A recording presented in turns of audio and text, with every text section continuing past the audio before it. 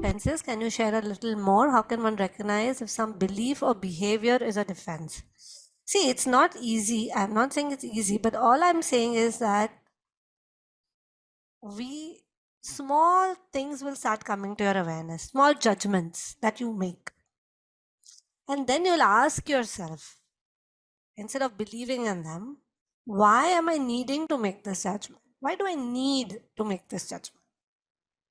And then when you ask yourself, you will see that a defense comes up. It makes you feel better in some way making this judgment. Let's say a political situation, a political leader. Let's take an opinion. Let's take a very clear, constant thing in our lives. A political leader whom we don't care much for. Somebody from a party we don't, whatever, align with. And that person says something and what rubbish is this? Like immediate judgment. Just take a moment to ask yourself, how does it comfort me to make this judgment? Maybe you can even answer, Mohita. Any of you can just think about these things. How does it make you feel good? What does it do for you to make this judgment? It validates your belief कि ये इस तरह से काम होना या इस तरह की अप्रोच सही है और ये गलत है. Correct. So it validates that I am right. And how does that make you feel? Feels you to be in control, maybe. In control, in control, whatever, in some way good. So the judgment is serving a purpose. The purpose is to make you feel good and in control. What if you didn't feel in control and didn't feel good? Are you seeing the difficulty? Are you seeing how this is a defense to that difficulty? I don't want to feel out of control. So I must make a judgment that makes me feel in control. And then just stay with that judgment. I won't even evaluate if the judgment is right or wrong. I won't even truly evaluate this. Beyond a point, I will not. Because I have made up my mind about certain things in life. Right? And I have no reason to evaluate things beyond that. This makes me feel belonged to a certain group. Whether that group is pro or anti doesn't matter. Some group, it makes me belong to some group. It gives me a sense of there are. That's why we get very uncomfortable when we meet people who think exactly the other way. They disturb us because why? They just think what they want to think. Why should it disturb us? But it disturbs us a lot when people have a counter opinion to what we think. It disturbs us a lot because it makes us what? What happens when somebody comes and has exactly the opposite political opinion to what you have? Somebody you dislike, somebody you almost like detest from the way they think. The other person comes and says, but this guy is God, man, he's amazing. How is he able to think so well? How is she able to think so brilliantly? What happens? They get so upset, so threatened, so angry, so irritated. How can people think like this? Like we have a judgment on this person now. How can people think like this? How can they even hold these opinions? Like, isn't it obvious? Isn't it evident? Like, what kind of a narrow mindset is this? How does all this help us? All of this is defensiveness. All of this.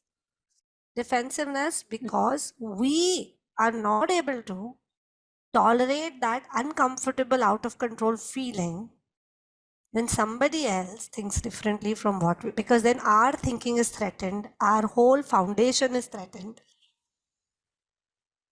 right? On what we base our mind. This is defensiveness. This is defense. This is an example of defense. So when we judge and when we label, we are actually trying hard not to feel certain things. And we have tremendous amount of defense mechanisms of this kind in our life. Tremendous amounts. Right? So in psychology, we study all of them, introjection, projection, justification, all these names, and we study, and as a list, 15 defense mechanisms that human beings have, and then we ratta maro, give our exams, and then that's all we think about. This is how it is, but this is how it operates in our mind and body. This is something that I only realize with my practice, that this is how defense operates.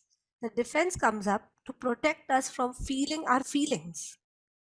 Which means if we cannot feel out of control, threatened. We cannot feel these things.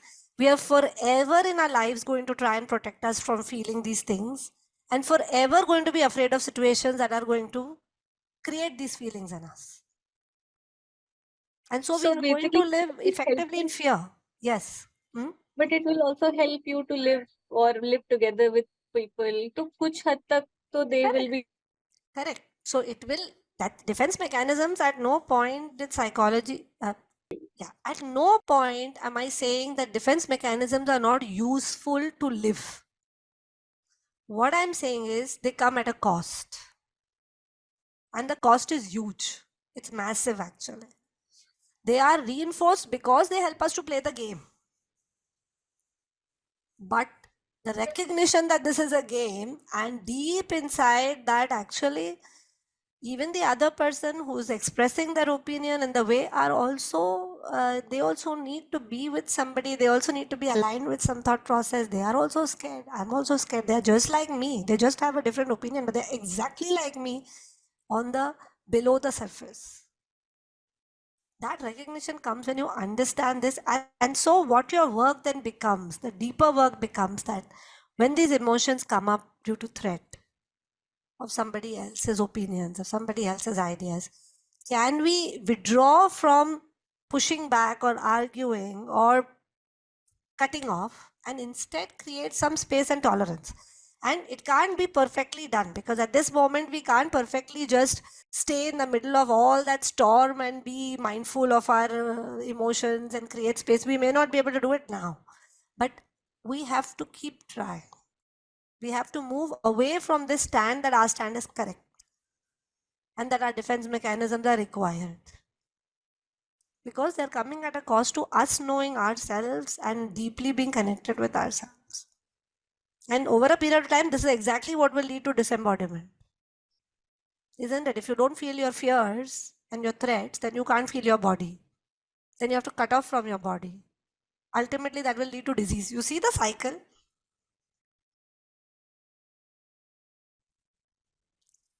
Because you cannot feel your body and not feel your fear. It's not possible. So you have to stop feeling your body instead in order to stop feeling afraid. And when you stop feeling afraid and you stop feeling your body, the mind is all completely in an intellectual space. It is not embodied. Slowly, slowly, slowly, slowly, all this fear and negativity that stores will cause physical and mental health problems, anxiety, diseases, everything. So true mental health is not possible unless you allow yourself to feel your feelings, all of them, threat, discomfort, everything, and stay with that.